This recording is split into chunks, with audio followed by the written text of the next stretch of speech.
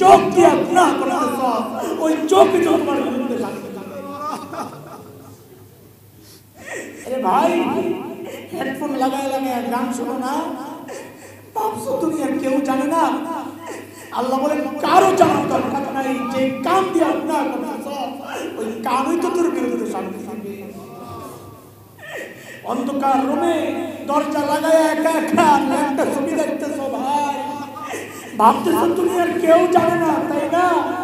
আল্লাহ বলে কারো জানার দরকার নাই, যে চোখ দিয়ে গুনাহ করতেছ ওই চোখই তো তোমার বিরুদ্ধে সাক্ষী দিবে।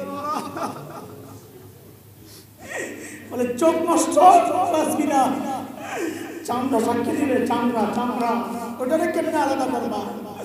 হ্যাঁ, এটা অবাক হয়ে মানুষ জিজ্ঞেস করবে চামড়াকে, ওয়াকালু লিজুলুদিহিম লিমা শাহিদতুম আলাইনা ক্বালু আনতাকানা আল্লাহুল্লাযী আনতাকা কুল্লা শাই। চামড়ারে বলবে তুই আমার বিরুদ্ধে কেন সাক্ষী দিলি? চামড়া বলবে আমি করবো কি, যে আল্লাহ তোমাকে কথা বলার ক্ষমতা দিয়েছেন ওই আল্লাহ আমারও জবান খুইলা তোমার বিরুদ্ধে সাক্ষী দেওয়ার হুকুম করেছেন। সাক্ষী তো আরো রয়ে গেছে, আরো রয়ে গেছে। মালিক বলতেছেন ওয়া ইন্না আলাইকুম লাহাফিজিন কিরামান কাতিবিন ইয়ালামুনা মা তাফআলুন। ফেরেশতা সাথে সাথে ঘুরতেছে, কই যায় আপনারা করলা যাও, ফেরেশতা সাথে সাথে ঘুরতেছে। ওই ফেরেশতা আল্লাহর আদালতে আবার তোমার বিরুদ্ধে মোকদ্দমা দায়ের করে দিবে। জাল্লানি সাক্ষী, জানি সাক্ষী। আলহামদুলিল্লাহ, আলহামদুলিল্লাহ ওয়া কাফা ওয়া সালামুন আলা ইবাদিহি আল্লাযীনা ইসতাফা। أما بعد فأعوذ بالله من الشيطان الرجيم. بسم الله الرحمن الرحيم.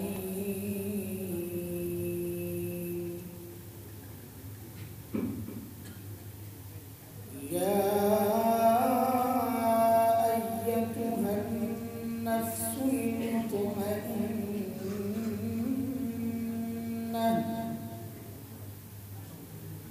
ارجعي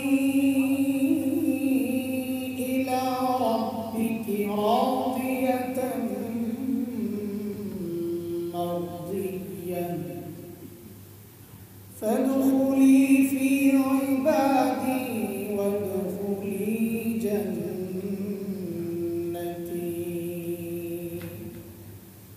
آمنت بالله صدق الله العلي العظيم.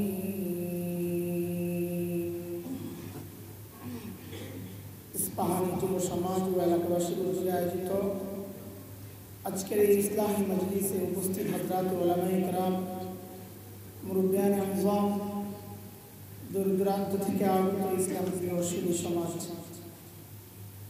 যুবক বন্ধুরা, আল্লাহ সুবহানাহু ওয়া তাআলার অশেষ মেহেরবানি যে মালিক দ্বীনের জন্য, দ্বীনকে ভালোবাসার কারণে, আল্লাহকে ভালোবাসার কারণে এই মজলিসে আমাদেরকে একত্রিত করেছেন। এই মজলিসে বসেই আমরা বিরাট অনেক বড় বড় নিয়ামতে ধন্য হয়েছি ইতিমধ্যেই। কারণ আল্লাহ তাআলা বলেছেন হাদিসে কুদসি, নবী আলাইহিস সালাম আমাদেরকে আল্লাহর কথাটা নিজের ভাষায় শুনিয়েছেন, বক্তব্য আল্লাহ, এটাকে বলে হাদিসে কুদসি। নবী আলাইহিস সালাম শুনিয়েছেন আল্লাহ বলেন, 4 শ্রেণীর মানুষকে ভালোবাসা আমি আল্লাহর জন্য জরুরি হয়েছে। মানে আমি অবশ্যই অবশ্যই তাদেরকে ভালোবাসি। কয় শ্রেণী? দেখেন আল্লাহ তাআলার কি নিয়ামত। এই ছোট্ট এক মজলিসের বরকতে ওই 4 শ্রেণীর মধ্যে আমরা সবাই ইতিমধ্যে ঢুকে গেছি আলহামদুলিল্লাহ। 1 নম্বর হচ্ছে আল মুতাহাব্বিনা ফিয়া। আল্লাহ বলেন একজন আরেকজনকে যখন ভালোবাসে আল্লাহর জন্য, তো আল্লাহ বলেন তাদেরকে ভালোবাসাও আমার জন্য জরুরি হয়ে যায়। যে আপনাদের খতিব সাহেব বললেন আমাকে মহব্বত করেন, অনেকেই করেন, তো এই যে আমাদের পারস্পরিক মহব্বত কার জন্য? আল্লাহর জন্য। তো আল্লাহ তাআলা জানায়া দিচ্ছেন যে বান্দা তোমাদেরকে ভালোবাসা আমি আল্লাহর জন্য জরুরি হয়ে গেছে। কাউকে ভালোবাসলে দ্বীনের জন্য বলে দেওয়া যে আমি আপনাকে আল্লাহর জন্য ভালোবাসি, এটা বলে দেওয়া। এই জন্য আমি আপনাদেরকে বলে দিতেছি আমি আপনাদের সবাইকে আল্লাহর জন্য ভালোবাসি। তো আপনাদের জিম্মাদারি আছে, খালি আলহামদুলিল্লাহ জিম্মাদারি, এত দিলের কথা আলহামদুলিল্লাহ, কিন্তু পাল্টা উত্তরও দিতে হয়। কি উত্তর দিবেন? এটা তো গতানুগতিক উত্তর, আমরাও এরকমই বলতাম। তো হাদিসের উত্তর হচ্ছে এইভাবে বলা, আহাব্বাকাল্লাহুল্লাযী আহবাবতানি লাহু। আরবিটা যারা পারবে না তারা বাংলায় বলবে যে যেই আল্লাহর জন্য আপনি আমাকে ভালোবাসেন ওই আল্লাহও যেন আপনাকে ভালোবাসেন। এটা হলো জবাব। তা আমি আবারও বলি, আপনারা ঠিক মতো জবাব দেন, আপনাদেরকে আল্লাহর জন্য ভালোবাসি। আজকে থেকে এইভাবেই জবাব দিবেন ইনশাআল্লাহ। 1 নম্বর গেল। 2 নম্বর আল মুতাজালিসিনা ফিয়া। আল্লাহ তাআলা বলেন পরস্পর যখন একসাথে বসে আমার জন্য। এখানে কেন বসছে? একসাথে বসছি আল্লাহর জন্য। তো আল্লাহ বলেন তাদেরকে ভালোবাসা আমি আল্লাহর জন্য জরুরি হয়েছে। 2 শ্রেণীতে ঢুকে গেছি না আমরা আলহামদুলিল্লাহ। 3 নম্বর আল মুতাজাওয়িরিনা ফিয়া। একজন যখন আরেকজনকে দেখতে যায় আল্লাহর জন্য। কিসের জন্য? আল্লাহর জন্য। আমরা আসছি এই যে পারস্পরিক দেখা সাক্ষাৎ হচ্ছে কার জন্য? আল্লাহর জন্য। আমি কি আপনাদের কাছে ভোট চাইতে আসছি? দ্বীনের কারণেই তো আসছি না। তো আমাদের এই পারস্পরিক সাক্ষাৎটাও আল্লাহর জন্য। তো আল্লাহ বলেন তো তোমাদেরকে ভালোবাসাও আমার জন্য জরুরি হয়ে গেছে। 4 নম্বর আল মুতাবাযিলিনা ফিয়া। একজন যখন আরেকজনের পেছনে খরচ করে আল্লাহর জন্য, হাদিয়া বিনিময় হয় বা যে কোনো খরচ আল্লাহর জন্য করে, ইতিমধ্যে আপনাদের হয়ে গেছে। আমি তো খরচ করে আসছি, আর আসার পর মসজিদের উপরে ওনারা আমাকে অনেক যথেষ্ট পরিমাণ নাস্তা করিয়েছেন। তো পারস্পরিক খরচ বিনিময় হয়ে গেছে। হ্যাঁ, তো আল্লাহ তাআলার পক্ষ থেকে সুসংবাদ চলে আসছে, বান্দা যেহেতু পারস্পরিক খরচ বিনিময় হয়ে গেছে তো তোমাদেরকে ভালোবাসা আমি আল্লাহর জন্য জরুরি হয়ে গেছে। তো দেখেন ছোট্ট একটা মজলিস, অথচ এর বরকতে আল্লাহ তাআলার ভালোবাসার যে 4 শ্রেণীর পাত্র, ওই 4 শ্রেণীর মধ্যে আল্লাহ তাআলা আমাদেরকে ঢুকায় দিয়েছেন। এটাও আল্লাহর একটা বড় নিয়ামত। আল্লাহ সবাইকে দ্বীনি কাজের সুযোগ দেন না। হযরত হাফিজ হুজুর রাহমাতুল্লাহি আলাইহি বলতেন এটা যে তুমি নামাজ পড়ো না, নামাজ যে পড়ো না ওযুহাত দেখাও, টাইম নাই, কাপড় নষ্ট, বলে না না না, এটা বিষয় হচ্ছে তুমি চিন্তা করতে থাকো যে এমন কি অপরাধ করেছ যে আল্লাহ তাআলা চান না তোমার মতো বান্দা আল্লাহর সামনে এসে দাঁড়ায়। এটা আল্লাহ চান না, আল্লাহ দূরে সরায় রাখছেন। আল্লাহ চাইলে তোমার কাপড়ও ঠিক থাকতো, হাতে সময়ও থাকতো। আর এটা কোরআনের কথা, কোরআনের কথা। আল্লাহ যাকে চান তাকেই কেবল দিন বুঝার মানসিকতা দান করেন, আর যাকে চান না সে নিজে যদি চায় তো আল্লাহ বলেন আসমানে ওঠা যেমন অসম্ভব, দ্বীনের উপর চলাও তার জন্য অসম্ভব। সূরা আনআমের মধ্যে আসছে, মালিক বলেন فمن يريد الله أن يهديه يشرح صدره للإسلام ومن يريد أن يضله يجعل صدره ضيقا حرجا كأنما يصعد في السماء كذلك يجعل الله الرجس على الذين لا يؤمنون।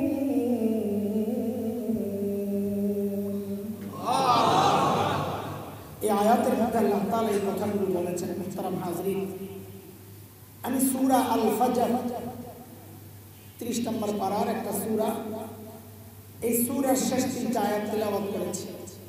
আল্লাহর কাছে তৌফিক চাই, আল্লাহ যেন এই আয়াতগুলোকে সামনে রেখে এমন কিছু কথা বের করে দেন যেই কথাগুলো আমার নিজের হেদায়েতের জন্য কাজে লাগে, আপনাদের জন্য যেন কাজে আসে। আপনারাও দোয়া করতে থাকেন, আল্লাহ তাআলা যেন সকলের হেদায়েতের কথাগুলো বের করে দেন। শুরু থেকে একদম মনোযোগ দিয়ে শুনবো ইনশাআল্লাহ। আল্লাহ তৌফিক দান করেন। প্রথম যে আয়াত, আল্লাহ তাআলা ডেকে বলছেন, ও মুতমাইন নফস, ইয়া আইয়াতুহান নাফসুল মুতমাইন্নাহ, ও মুতমাইন নফস, তুমি তোমার রবের কাছে ফেরত আসো। আল্লাহ ডাকছেন, তুমি তোমার রবের কাছে ফেরত আসো। তো প্রথম কথা হচ্ছে মুতমাইন নফসকে, দ্বিতীয় কথা হচ্ছে এই ডাক আল্লাহ তাআলা কখন দেন, দিবেন। মুতমাইন নফসের ব্যাপারে মুফাসসিরদের ভিন্ন ভিন্ন মত আছে। সবগুলোকে একসাথে করলে ফলাফল যেটা বের হয় সেটা হচ্ছে মুতমাইন নফস ওই ব্যক্তি যে নিজে আল্লাহর ইচ্ছাকে নিজের ইচ্ছা বানায়, আল্লাহর চাওয়াকে নিজের চাওয়া বানায়, আল্লাহর পছন্দকে নিজের পছন্দ বানায়। এই হচ্ছে মুতমাইন নফস। নেতার পছন্দ আর আল্লাহর পছন্দ যখন মুখোমুখি হয়, দলীয় পছন্দ আল্লাহর চাওয়া বিধান যখন মুখোমুখি হয়, তখন সে আল্লাহর বিধানকে প্রাধান্য দেয়, দলকে না। এটা হচ্ছে মুতমাইন নফস। তো আল্লাহ মুতমাইন নফসকে ডাকছেন, ইরজিই ইলা রাব্বিক, তুমি তোমার রবের কাছে ফেরত আসো। এই ডাক আল্লাহ কখন দেন? তো আমাদের হাকিমুল ইসলাম কারি তৈয়ব রহমতুল্লাহ আলাইহি, যিনি দারুল দাওলাত মাদ্রাসার 50 বছরের প্রিন্সিপাল মুহতামিম হযরত বলেছেন যে এই ডাকটা আল্লাহ তাআলা জান্নাতি বান্দার মৃত্যুর সময়ে দিবেন। সুবহানাল্লাহ। একটা হাদিস আসছে এই সম্পর্কে যে জান্নাতি বান্দার যখন মৃত্যুর সময় ঘনিয়ে আসে, তো আল্লাহ তাআলা জান্নাতের ফেরেশতাদেরকে মালাকুল মউতের সাথে পাঠান। মালাকুল মউত আজরাইল, যাকে আপনারা চেনেন, কোরআনের সব হাদিসের শব্দ হচ্ছে মালাকুল মউত। তো মালাকুল মউতের সাথে জান্নাতের কিছু ফেরেশতাও আসেন। কেন? জান্নাতের মেহমানকে আগায় নেওয়ার জন্য। এটা তার সম্মান। কিন্তু ফেরেশতারা হঠাৎ করে আসলে তো সে ভয় পাবে, কখনো দেখে নাই। তো আল্লাহ তাআলা চান না জীবনের এই শেষ মুহূর্তেও আল্লাহ তার এই প্রিয় বান্দাকে ভয় দেখায়া বিব্রত করবেন, এটা আল্লাহ চান না। সেই জন্যে হাদিসের কথা, দূর থেকে দেখবে একটা আলো তার দিকে আসতেছে, সে তাকায়া থাকবে এক নজরে, কি সুন্দর চমৎকার দৃষ্টি ফেরানো দেয়, এত সুন্দর আলো তার দিকে ধীরে ধীরে এগোচ্ছে, কি এটা? তাকায়া থাকে এক নজরে।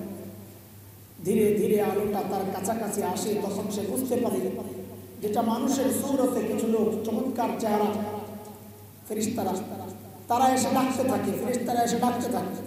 কি বলে ডাকে? হাদিসে তাও আসছে, ডাকতে থাকে, ইয়া আইয়াতুহান নাফসুল মুতমাইন্নাহ উখরুজি কানাত ফিল জাসাদিত তাইয়িব উখরুজি ইলা রাউহিন ওয়া রাইহান ওয়া রাব্বি খায়রি রাব্বান। ও মুতমাইন নফস, বের হও, বের হও। এতদিন তো পবিত্র শরীরের ভিতরেই ছিলা, এখন বের হও। বলে কোথায় বের হবো? বলে ইলা রাউহিন ওয়া রাইহান, বাগ বাগিচা জান্নাতের দিকে আসো।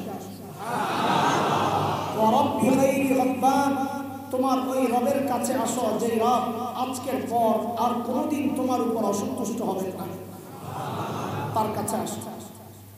এভাবে ডাকতে থাকতে থাকে। কিন্তু সমস্যা হলো ওই রূহ তো এই শরীরের ভিতরে লম্বা সময় অবস্থান করতেছে। তো রূহ আর শরীরের সাথে একটা মহব্বত তৈরি হয়েছে। একসাথে থাকলে মহব্বত তৈরি হয়। দুই বন্ধু 2 বছর একসাথে বসছে, বিচ্ছিন্ন সময় কান্না শুরু করে, এটা মহব্বত। এখন রূহ বের হতে চায়, তো ফেরেশতারা আল্লাহকে জানাবেন, আল্লাহ আপনার মেহমান তো আসতে চায় না। কোন কোন নবীর ক্ষেত্রেও এমন ঘটেছে। খলিল ইব্রাহিম আলাইহিস সালাতু ওয়াস সালামের কাছে যখন মালাকুল মউত আসছে, তো খলিল মালাকুল মউতকে জিজ্ঞেস করতেছেন, ইয়া মালাকুল মউত আরাআইতা খলিলান ইয়াকবিদু রূহা খলিলিহি, এই মালাকুল মউত, তুমি কখনো এমন বন্ধু দেখছো যে তার নিজের বন্ধুর জান কবজ করে? আমি তো আল্লাহর বন্ধু, আল্লাহ আমার জান কবজ করবো, এটা কেমন কথা? তো মালাকুল মউত চিন্তা করছে কথা তো ঠিকই আছে, হাদিসের কথা। ফাআরাজা মালাকুল মউত ইলা রাব্বি, মালাকুল মউত চলে গেছেন আল্লাহর কাছে, যা বলতেছেন আল্লাহ আপনার খলিল তো এই কথা বলে যে কোন বন্ধু কি তার বন্ধুর জান কবজ করে? তো আল্লাহ তাআলা মালাকুল মউতকে শিখায়া দিয়েছেন, কুল্লা, আমার বন্ধুকে যা বলো, হাল রাআইতা খলিলান ইয়াকরাহু লিকা খলিলিহি, আপনি কখনো এমন বন্ধু দেখছেন যে তার বন্ধুর সাথে সাক্ষাৎ করাকে অপছন্দ করে? খলিল ইব্রাহিম তো বুঝে গেছেন আল্লাহ কি বলতে চান। খলিল ইব্রাহিম মালাকুল মউতকে বলতেছেন, ইয়া মালাকুল মউত ইকবিজ রূহি ইয়াসা, আমার জান তুমি এখনই কবজ করো। তো এটা তো নবীদের শান আলাদা, বান্দা উম্মতের শান আলাদা।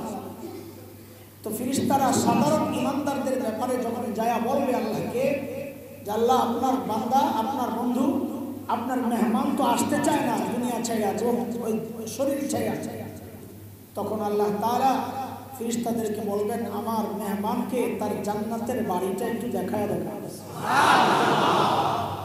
তখন বান্দার সামনে জান্নাতের বাড়িটা প্রকাশ পাবে। এখন আপনি হয়তো মনে মনে ভাবতেছেন কিভাবে প্রকাশ পাবে, সেটা কেমন কথা? বিজ্ঞান যত উন্নত হচ্ছে, দ্বীনের কঠিন কঠিন জটিল জটিল মাসআলা বোঝা আমাদের জন্য তত সহজ হয়ে যাচ্ছে।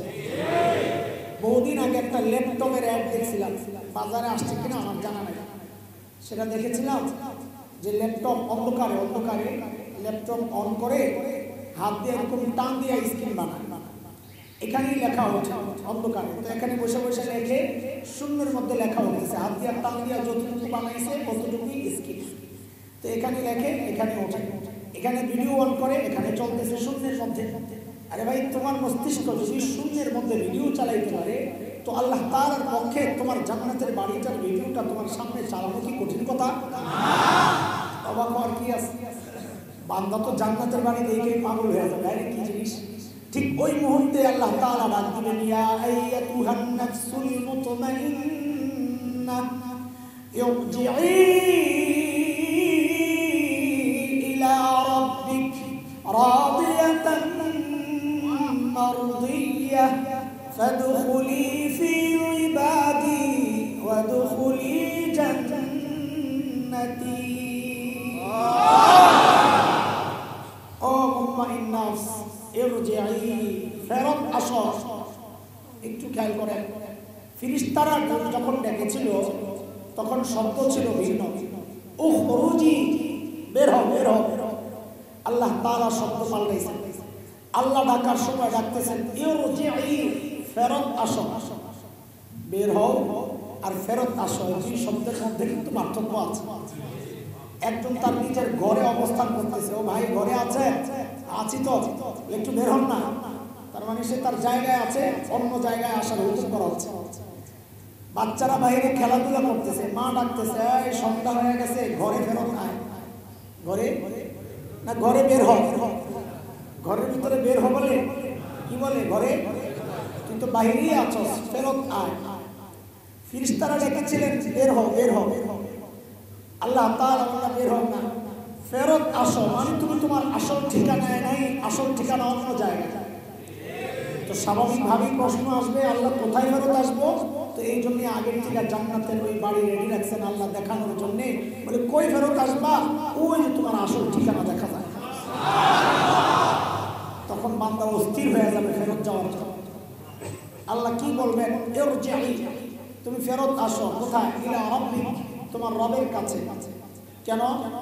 বলে তুমি পরীক্ষা দিয়েছো দুনিয়ায়, রাদিয়া, দুনিয়ায় তুমি পরীক্ষা দিয়েছো, আল্লাহর সিদ্ধান্তের সামনে খুশি ছিলা, রাজি ছিলা, খুশি মনে আল্লাহর সিদ্ধান্ত মেনে নিয়েছিলা। এখন পরীক্ষায় তুমি পাশ করেছো, ফলাফল ঘোষণা হচ্ছে মারদিয়া, আজকে ফলাফল ঘোষণা হচ্ছে আল্লাহ তোমার উপর রাজি। তাই এখন পুরস্কার দেন, পরীক্ষায় পাশ করছি, ফলাফল ঘোষণা হয়েছে, পুরস্কার দেন। তো আল্লাহ বলেন যাও জান্নাতে চলে যাও, পুরস্কার জান্নাতে। বাকি একটা ঝামেলা রয়ে গেছে, ঝামেলা রয়ে গেছে। ঝামেলা হচ্ছে নতুন এক জায়গায় গেলে যতই ভালো জায়গা হোক, হঠাৎ কেমন কেমন জানি লাগে, ভয় ভয় লাগে। নতুন জামাই শ্বশুর বাড়িতে যায় কত আদর পায়, বলে তোলে জামাই আদর বলে না? শাশুড়ি শ্বশুর কত আদর করে, সবচেয়ে বেশি আদর কে করে? দেখছো কত বড় পন্ডিবাস, সবচেয়ে বেশি আদর কে করে? এটা ভুল না করা। আমরা প্যাচ লাগাই কোন জায়গায় জানেন, একটু ক্লিয়ার করি তাহলে বুঝবেন। সবচেয়ে বেশি আদর করেন মা, আর সবচেয়ে বেশি আদর দেখান শাশুড়ি। শাশুড়ি আদর করেন, শাশুড়ি আদর করেন না তা না, শাশুড়ি আদর করেন কিন্তু মায়ের চেয়ে বেশি না। মা দেখান কম, করেন বেশি, শাশুড়ি করেন কম, দেখান বেশি। এই পার্থক্য যে বুঝে না ওই পোড়া কপাল গন্ডগোল লাগায় যে আমার মায়ের চেয়ে আমার শাশুড়ি ভালো। তখন মায়ের কথা শোনে না, শাশুড়ির কথা শোনে। আরে কথা বলে, আমি তো খুব ভালো বুঝি, আমার শাশুড়ি আমাকে খুব মায়া করে, খুব মায়া করে। তো শ্বশুর বাড়িতে গেলে তো অনেক রকমের খাবার, এমনি ধনী মানুষ ওনারা অনেক আয়োজন করে, পারিবারিকভাবে ওনারা খুব মেহমানদারি করেন। আবার জামাই আবার মায়াও করেন বেশি, সেই জন্যে গেলে অনেক আয়োজন করে। তো আমি বুঝি যতই করেন আমার মার চেয়ে বেশি না। আমি গরিবের ছেলে, আমি গরিবের ছেলে, কিন্তু আমার মা হয়তো এত আয়োজন করতে পারতেন না, আমাদেরকে কোনো রকম খাওয়ায় বড় করছেন, এত আয়োজন করতে পারতেন না। কিন্তু আমি বুঝি যতই করেন আমার মার চেয়ে বেশি আদর না। এক জায়গায় যাই পুরো পার্থক্য আমি বুঝে গেছি, গোমর ফাঁস হয়ে গেছে আমার কাছে। কোনটা? যে আমার বাচ্চারা যখন শ্বশুর বাড়িতে থাকে মাঝে মধ্যে বয়ান টয়ান করে শ্বশুর বাড়িতে ডাইরেক্ট চলে যায়, কামাইয়ে চলে আসা। তো আজ পর্যন্ত কোনো দিন যায়া এমন কোনো দৃশ্য তো দেখি নাই যে শাশুড়ি না ঘুমায় অপেক্ষা করতেছে যে জামাই আসবে, যায় দেখে সব নাক ডেকে ঘুমাইতেছে, আমার ডাইকা ডেকে উঠাইতে হয়। কিন্তু আম্মা যখন জীবিত ছিলেন, যখন ঘরে ফিরতাম তো যায়া কখন ফিরতাম? মধ্যরাতে, শেষ রাতে, তাহাজ্জুদের সময় অথবা ফজরের আগে দিয়ে। বেশিরভাগ তো তাহাজ্জুদের ওয়াক্তে আমাদের ঘরে ফেরা হয়। তো ঘরে যখন ফিরতাম কি দেখতাম? বউ ঘুমাইতেছে, বাচ্চারা ঘুমাইতেছে, একজন মানুষ তার রুমের মধ্যে জায়নামাজ বিছায়া বসে আছে। মাঝে মধ্যে যাই এই জড়াইয়া ধরতাম, মা ঘুমান না? সজাগ করেছেন ঘুমান না? তো কি জবাব দিতেন? প্রায় তো এই জবাবই শুনতাম, বাবা যতক্ষণ বাহিরে থাকো ঘুম তো আসে না, বাহিরে যখন থাকো ঘুম তো আসে না, করবো কি আমি? ঘুম আসে না, জায়নামাজ বিছায়া বসে বসে দোয়া করতেছি, আল্লাহ আমার কলিজা টুকরারে আমার কাছে ফেরত দেয় না, আল্লাহ দোয়া করতেছে বসে বসে। তো এটা বুঝি যে মা এক জিনিস, মা এটা আলাদা জিনিস। ওই নিয়ামত যার নাই সে জানে এটা কত বড় নিয়ামত। রব্বির হামহুমা কামা রাব্বায়ানি সগীরা, রব্বির হামহুমা কামা রাব্বায়ানি সগীরা। এরে ভাই হাতে পায়ে ধরে বলে যায়, এটা আমার আলোচনার বিষয় না, হাতে পায়ে ধরে বলে যায় নিজের জান্নাত বানাও, নিজের জান্নাত বানাও, নিজের জান্নাত বানাও, নিজের জান্নাত বানাও, নিজের জান্নাত বানাও। এর চেয়ে বড় সুযোগ, সহজ সুযোগ আর নাই, আর নাই। তুমি আলেমের কাছে যাও, বড় বড় পীর সাহেবের কাছে যাও, যায় মুসাফা করো, বরকতের জন্য বলো একটু হাতটা আমার মাথায় ছুঁয়ে দেন, খোদার কসম খায়া বলি দুনিয়ার সব পীর সাহেব একসাথে হয়েও দোয়া করলে তোমার জন্য যে লাভ হবে তার চেয়ে অনেক বেশি উপকার হবে তোমার মা যদি হাত উঠাও। এই যে আমার দেখো বান্দা লেখাপড়া কি করছি, ক্লাসে বরাবর আমি 1 নম্বর হয়েছি, করে দাও মানুষের খবর নিতে পারবা, কিন্তু আমি মনে করি না ওই লেখাপড়ায় আমাকে এই পর্যন্ত আল্লাহ তাআলা আনাইছেন লেখাপড়ার কারণে, এটা আমি বিশ্বাস করি না। আমার বিশ্বাস হচ্ছে আমি সারা জীবন ওস্তাদদের খেদমত করছি, আর সারা জীবন আমার মা বাবাকে খুশি রাখার চেষ্টা করছি, সারা জীবন। আমার বাবা তো বলেই গেছেন আমার চাচার কাছে একদম সবার সামনে যে আমার হাসান, আমার বাবা বলেন আমার হাসানের দায় তো আমি দিতে পারবো না, এইভাবে বলেন। আমার মা বলেছেন আমার বোনদেরকে যে আমার এই কলিজার টুকরার দায়, তার দাম, তার আমি ঋণ শোধ করতে পারবো না। দোয়া করছেন আল্লাহর কাছে, দোয়া করছেন। মাঝে মধ্যে বাচ্চাদের মতো যাই আমি, বাচ্চারা তোমার মায়ের কোলে যায় বসে যায়, তো আমিও বুঝতাম, মাকে বুঝার চেষ্টা করতাম যাই রে তারও তো মনে চায় আমার বাচ্চারা আমার কোলে দৌড়াইয়া আসে, এই দৃশ্য আমার মা যখন দেখে তারও তো মনে হয়, মনে চায় যে আরে আমার বাচ্চাও যদি আমার কোলে এসে ঝাঁপাইয়া পড়তো। তো আমি বুড়া হওয়ার পরেও, আমার মা তো মারা গেছে 4 বছর চলতেছে, আমি বুড়া হয়ে গেছি, তারপরেও মাঝে মধ্যে এই ঢং করতাম ইচ্ছা করে দোয়া নেওয়ার জন্য। আমি বুঝি ফোন দিই যেভাবে দোয়া বাইর করা যায়, এটা তো মেশিন, দোয়ার মেশিন, আর এটা বিফলে যাওয়ার মেশিন না, এটা একদম অরিজিনাল জিনিস। দৌড়ে যাই একদম উপরের মধ্যে শুয়ে পড়তাম, আমার বাচ্চারা মাঝে মধ্যে আমার নাকের মধ্যে এসে বসে, ঘুম ভাঙ্গায়। বহুবার এমন হয়েছে, ঘুম ভাঙ্গার সাথে সাথে লাফ দিয়ে উঠাই দৌড়ে মায়ের রুমে গেছি। কেন? যে আমার যেমন ভালো লাগতেছে আমার বাচ্চা আমার নাকের সাথে নাক ঘষতেছে, আরে আমার মারও তো মনে কলিজা চায় যে তার বাচ্চাও আইসা তার নাকের সাথে একটু নাকটা ঘষুক। তো দৌড়ে যায় নাকের সাথে নাক ঘষা শুরু করতাম। একদিন তো এমন হয়েছে, দৌড়ে যায় আমার নাকের সাথে নাক ঘষতেছি, তো সজা কি ছিলেন একদম লাভ দিয়ে উঠছেন, পিঠাই জড়ায় ধরে হু হু করে কান্না শুরু করছেন, জড়ায় ধরে কান্না শুরু করছেন। হাত তুলে বলতেছেন, আল্লাহ আল্লাহ, আমার ছেলেদের তুমি দুনিয়া আখিরাতের বাদশা বানায় দিও আল্লাহ। ওই দুয়ার উপর ভেলায় চড়ে চড়ে আজকে চলতেছি রে ভাই। ও ভাই, আল্লাহর রাস্তে বলি, আল্লাহর রাস্তে বলি, দুনিয়ায় যার দোয়াই তুমি নাও না নাও, কোনো বাধা নাই, কিন্তু এই দোয়া যেন মিস না হয়, এই দোয়া যেন মিস না হয়, এই দোয়া বিফলে যাবে না। মা যদি হাত উঠায়, বাবা যদি হাত উঠায়, যেটাই উঠায় ওইটাই লাগবে। বদদোয়ার হাত যদি উঠায় ওইটাও লাগবে, দোয়ার হাত যদি উঠায় ওইটাও লাগবে। হ্যাঁ, কোরআনের কথা, ওয়াখফিদ লাহুমা জানাহা যুল্লি মিনার রাহমা, মা বাবার সামনে বিনয়ের ডানাগুলো মেলে ধরো। বলে আমাদের তো ডানা নাই, বিনয়ের ডানা কেমনে মেলবো? তো আমাদের ওস্তাদরা আমাদেরকে শিখাইয়া দিচ্ছেন, মার সামনে যায়া, বাবার সামনে যায়া তোমরা যেমন আমাদের সামনে এসে বলো মাথাটা হাতাইয়া দেন, বলে এটা হচ্ছে বিনয়ের ডানা। মার কাছে যায় আস্তে করে বলবা, মা আমার মাথাটা একটু হাতাইয়া দেবো, মা তোমার হাতটা একটু রাখো না, আমার মাথার উপর একটু রাখো না। আরে ভাই শোনো শোনো, আমার মা যখন ইন্তেকাল করেন তো সবাই তো কান্নাকাটি করতেছে, আমিও কাঁদতেছি, কিন্তু পরে বলছি তোমরা সবাই কাঁদতেছো মা হারাইয়া, আমি কাঁদতেছি অন্য কারণে। আমি কাঁদতেছি যে হায় রে, একটা বিপদে বললেই তো দৌড়ে আমার কাছে যাবো না, একটু দোয়া করো না, একটু দোয়া করো না, কারণ আমি জানি এটা ডাইরেক্ট লাইন, আমার জন্য ওইটা হলো ডাইরেক্ট লাইন। আমি তো কাঁদতেছি এই জন্য, হায় রে এখন বিপদে পড়ে কার কাছে দৌড়ে যাবো, মা একটু মঞ্জুর করায় আমার কাছ থেকে। আমি তো কাঁদতেছি ওই জন্য যে আমার দোয়ার সবচেয়ে বড় জায়গাটা তো চলে গেছে। আরে ভাই, মা তো এমন জিনিস যে তোমার দুনিয়াও বানাইতে পারে, তোমার আখিরাতও বানাইতে পারে। নবী বলেছেন এটা আমার কথা না, হুমা জান্নাতুকা ওয়া নারুকা, বাবা মাই তোমার জান্নাত, বাবা মাই তোমার জাহান্নাম। বাবা মা, তুমি বাবা মাকে খুশি করলা, আমল কম, আল্লাহ জান্নাত দিয়ে দিবেন। বাবা মা নারাজ, আমল বেশি, আল্লাহ জাহান্নাম দিয়ে দিবেন। এ সুযোগ হাতছাড়া করো না ভাই, আল্লাহর রাস্তায় এই সুযোগ হাতছাড়া করো না। আর যাদের চলে গেছে, দুনিয়ায় থাকলে মা বাবা আমার জান্নাত বানাইতেন, দুনিয়া থেকে চলে গেছেন, এখন ঠিক উল্টা সুযোগ আমার চলে আসছে। এখন আমি চাইলে আমার মা বাবার জান্নাত বানাইতে পারি, আমি চাইলে আমার মা বাবার জান্নাত বানাইতে পারি। কেমনে? ওই যে আল্লাহর শেখানো দোয়া, দোয়াটা নিজে আল্লাহ নিজে শিখাইছেন। দোয়াকে ফেরত দেওয়ার জন্য আল্লাহ দোয়া শেখান নাই, তাইলে আল্লাহ তাআলার এই কাজটা বেকার কাজ হয়। যে দোয়া যদি কবুল নাই করবেন, এই দোয়া আপনি কেন শিখাইছেন?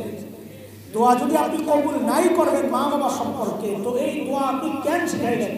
আল্লাহ দোয়া কবুল করবেন বলেই নিজে দোয়া শিখাইছেন। যাই মা বাবার জন্য দোয়া করবা, কি বইলা? রব্বির হামহুমা কামা রাব্বায়ানি সগীরা, রব্বির হামহুমা কামা রাব্বায়ানি সগীরা, রব্বির হামহুমা কামা রাব্বায়ানি সগীরা। মাঝে মধ্যেই যায়া কবরের কাছে যায়া জিয়ারত করে আসবা, তিলাওয়াত করে করে মার জন্য পাঠায় দিবা, বাবার জন্য পাঠায় দিবা, সাদাকা করে মা বাবার জন্য পাঠায় দিবেন। কেন? এটা করার সময় চিন্তা করবেন, মা বাবা তো কবরের নিচে উপকৃত হচ্ছেন নিশ্চিত, আমিও উপকৃত হচ্ছে উপরে। কেন? ঠিক এই কাজটা আল্লাহ আমার সন্তানকে দিয়ে আমার জন্য করাবেন, এটাও মাথায় রাখা। আমি আজকে যতবার দোয়া করতেছি, আমার বিশ্বাস ঠিক আমার সন্তানও আমার জন্য ততবার দোয়া করবে। আমি আমার মা বাবার জন্য যত ফোঁটা চোখের পানি ফেলাইতেছি, আমার বিশ্বাস আমার সন্তানও আমার জন্য তত ফোঁটা চোখের পানি ফেলাবেন। এটা আল্লাহর ওয়াদা। আল্লাহ তাআলা বলেছেন, ফাযকুরুনি আযকুরকুম, তুমি আমাকে স্মরণ করো আমিও করব। আমিও যদি আল্লাহকে স্মরণ করি মা বাবার জন্য, আল্লাহ আমার সন্তানকে দিয়ে আমাকে স্মরণ করাবেন তার মা বাবার জন্য ইনশাআল্লাহ। তারা মাঝে চলে গেল কোন জায়গায়, আমি আয়াত করছি, একটা আলোচনা চলতেছে আরেক জায়গায়। ওই যে বলতেছিলাম, শ্বশুর বাড়িতে গেলেও নতুন জামাই একটা ভয় ভয় কাজ করে, তখন কাজিন কাউকে নিয়ে যায়, খালাতো মামাতো ফুফাতো চাচাতো, ভাই চল ভয় লাগতেছে, কেমন কেমন লাগে। ঠিক জান্নাতের ব্যাপারটাও মনে হয় যেন এমন, এত বিশাল জান্নাত, একা একা আমি জিকির করতেছে বান্দা, আল্লাহ ওই ভয়টাও দূর করাচ্ছেন। এই তুমি ভেবো না তুমি একা, ফাদখুলি ফি ইবাদি, ফাদখুলি ফি ইবাদি, আমার আরো স্পেশাল বান্দা আছে, তুমি তাদের দলভুক্ত হয়ে একসাথে সবাই মিলে জান্নাতে যাও। এর দোস্ত, এইরকম মৃত্যু চাই কি চাই না? এইরকম মৃত্যু চাই কি চাই না? আমাদের জীবনের প্রত্যেকের টার্গেট এটাই হওয়া উচিত যে আমার মৃত্যু যেন হয় এই অবস্থায় যে আমার মালিক ডাক দিয়া বলেন, ও বান্দা আমি তোমার উপর রাজি।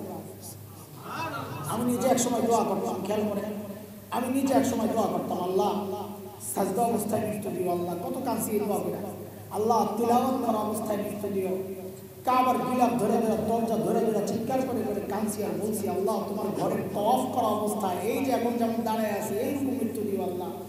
আল্লাহ লড়াইয়ের ময়দানে, যুদ্ধের ময়দানে আমার শরীরটা খুঁজে পাওয়া না যায়, টুকরা টুকরা হইয়া বিচ্ছিন্ন হইয়া একদম গোটা ময়দানে ছড়াইয়া ছিটাইয়া থাকবে, আল্লাহ এমন মৃত্যু দিও, আল্লাহকে দোয়া করতাম। পরে বুঝছি যে চিন্তা করছি হঠাৎ যে দোয়াটা যে করতেছি ঠিক আছে কিনা। নবী আলাইহিস সালাম এরকম কোনো মৃত্যু তো নবী আলাইহিস সালামের হয় না। না নবী আলাইহিস সালাম তিলাওয়াত অবস্থায় মৃত্যুবরণ করছেন, না সেজদা অবস্থায়, না তাওয়াফ অবস্থায়, আম্মা জানের কোলে মাথা ওই অবস্থায় মৃত্যুবরণ করছেন। তো মাথায় আসছে না, দোয়া আসলে জানা, দোয়া করতে হবে, আল্লাহ এই অবস্থায় মৃত্যু দিও যে তুমি আমার উপর রাজি। কেন? কেন? আমি সেজদা অবস্থায় মৃত্যুবরণ করলাম, আমার মালিক আমার উপর রাজি না, তো এই সেজদার তো কোনো দাম নাই। তওয়াফ আর তিলাওয়াত করা অবস্থায় মৃত্যুবরণ করলাম, কিন্তু আমার মালিক আমার উপর রাজি না, এই তওয়াফ আর তিলাওয়াতের তো কোনো দাম নেই। আমি শুয়ে শুয়ে মৃত্যুবরণ করলাম, কিন্তু আমার মালিক আমার উপর রাজি না, তো বোঝা গেল ওই মৃত্যু আমার জন্য কামিয়াবি ডেকে আনবে, জান্নাত টেনে আনবে ইনশাআল্লাহ। এই জন্য আমাদের জীবনের সকলের টার্গেট হওয়া উচিত একটাই, কি আমার মৃত্যু যেন হয় ওই অবস্থায় যে আমার মালিক আমার উপর রাজি। চাই না ইনশাআল্লাহ? চাই তো, চাই, সবাই চাই। কিন্তু আমি একা চাইলেই হবে? উপরের থেকে চাইতে হবে না? না চাইতে হবে। রাস্তায় এক ফকির হাঁটতেছে, না ফ্যান না ছাড়া আওয়াজ নষ্ট হয়ে যাবে, আমার একটু কষ্ট কিন্তু গলায় প্রেশার থাক। রাস্তায় এক ফকির হাঁটতেছে, খুব খুশি, লাফাইতে লাফাইতে হাঁটতেছে। কিরে বেটা এত খুশি কেন? তো বলে রাজার মেয়ের সাথে আমার বিয়ে হচ্ছে। কার সাথে? রাজার মেয়ের সাথে। তার আগে জানতাম পাগল, এখন দেখি পাগলেরও মাথা খারাপ। রাজার মেয়ের সাথে বিয়ে হইতেছে, বলে এত মিত্র বা ঠাট্টা করো না মিয়া, কাজ অর্ধেক আগায় গেছে, মাশাআল্লাহ কাজ অর্ধেক আগায় গেছে, বাকি অর্ধেক বাকি আছে, দোয়া করো এটা যেন শেষ হয়। কি অর্ধেক আগাইছে? আমি তো রাজি। আমি তো রাজি, তা আমি রাজি, কাজ অর্ধেক আগায় গেছে, রাজা রাজি হয়ে বাকি অর্ধেক শেষ হয়ে যাবে, দোয়া করো। তো পাগলের সুপ্ত মনে মনে কথাই বলে। আমাদের হালও এমন হয়ে গেছে যে আমরাও রাজি যে মৃত্যু হয় আল্লাহ ডাক দিয়া বলবেন, বান্দা আমি তোমার উপর রাজি। তা আমরা চাইলেই হবে না, ওদিক থেকেও চাইতে হবে, রাজা চাইতে হবে না? আরে উপরের রাজা তো চাইতে হবে। তো উপরের রাজা কেমনে চাইবে? কাজ দুইটা কাজ, মৃত্যু যেন হয় ওই অবস্থায় যা আল্লাহ বলেন, বান্দা আমি তোমার উপর রাজি। এর জন্য কাজ কয়টা? একটু সহজ করে আপনাদেরকে কিছু কথা শিখাইয়া দেওয়া যায়, একটু প্যাকেট করে। জিলাপির প্যাকেট তো নাই, মজলিসের পরে জিলাপি আছে নাকি? সিন্নি তো নাই, খিচুড়ি তো আবার সব হতবাগা শ্রোতা একটা খানকায় আর একটা খাজার কাছে গেলে তো কত কিছু পাইতো, এক পোটলা পাইতো কিন্তু যাওয়ার আগে গরু জমা দিয়ে যেতে হইতো। তারও খায় গরু জমা দিয়া, মাথায় জানলাই কি দিয়েছে। আর বের হইয়া এসে গান করে খাজারের তোর দরবারে কেউ ফিরে না, খালি আছে। তুমি কোন জায়গায় বড় হাতে ফিরলাম? গরু নিয়ে গেছো, খালি হাতে আসে বসে, ছাগল নিয়ে গেছো, খালি হাতে আসে বসে, আগের রাতে মোমবাতি নিয়ে গেছো, খালি হাতে আসে বসে, টাকা পয়সা সব দিয়া আইসা বলে কি বাবারে তোর দরবারে কেউ ফিরে না, বড় হাতে কই ফিরলে তুমি? দরবার তো একটাই, যার দরবার থেকে কেউ খালি হাতে ফিরে না, মালিকের দরবার। দুনিয়ায় যদি খালি হাতে ফেরো পরে আফসোস করবা যে মাঝে মাঝে দুই একটা যে পাইছিলাম যদি না পাইতাম, কেন হাসরের মাঠে আল্লাহ এমন এমন নিয়ামত দিয়ে দিবেন। তো চাই চাই চাই তো বান্দা বলবে, আল্লাহ এগুলো তো আমি করি নাই, এ করতে আসলে সওয়াব থেকে আসলে আমি তো করি নাই। আল্লাহ বলবেন, দুনিয়ায় যে আমার কাছে দোয়া করছিলা আমি কবুল করি নাই, আমি কবুল করছি দেই নাই, আমি স্টক করে রেখে দিয়েছি যে এখন দিলাম। তখন বান্দা আফসোস করে বলবে, আয় রে দুনিয়ায় যদি আমার একটা দোয়াও কবুল না হতো, তা এখন সব পাওয়া যেত। তো মাওলার দরবার থেকে কেউ খালি হাতে ফেরে না, দুনিয়ায় পাক না পাক আখিরাতে অবশ্যই পাবে ইনশাআল্লাহ। মুহতারাম হাজরিন, আমাদের কাজ হচ্ছে দুইটা।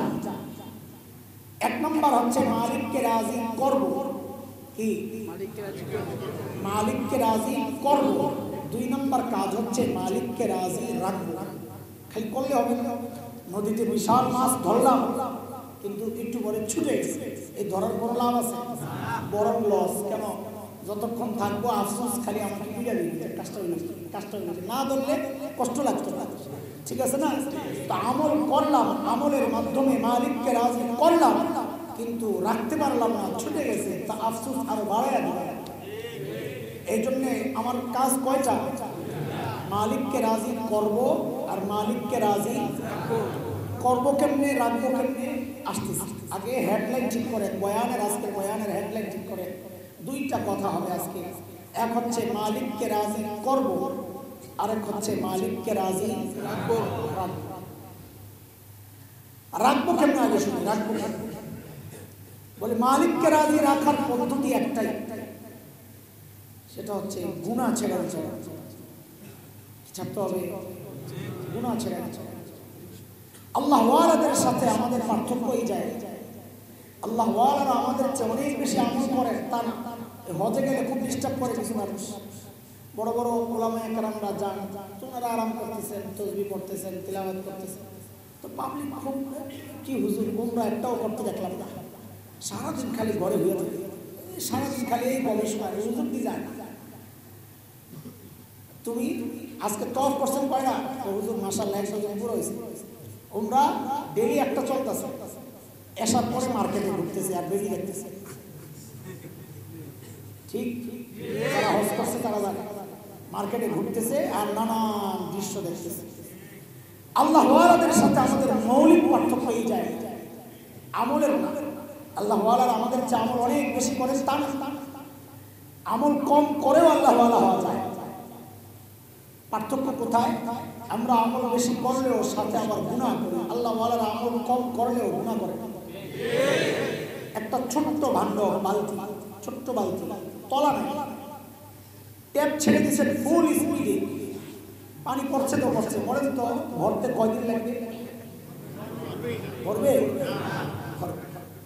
বিশাল বালতি, তলা, পানি পড়ে 1 ফোঁটা 2 ফোঁটা, টিপ টিপ টিপ টিপ টিপ টিপ, কোনোদিন না কোনোদিন ভরবে কি ভরবে?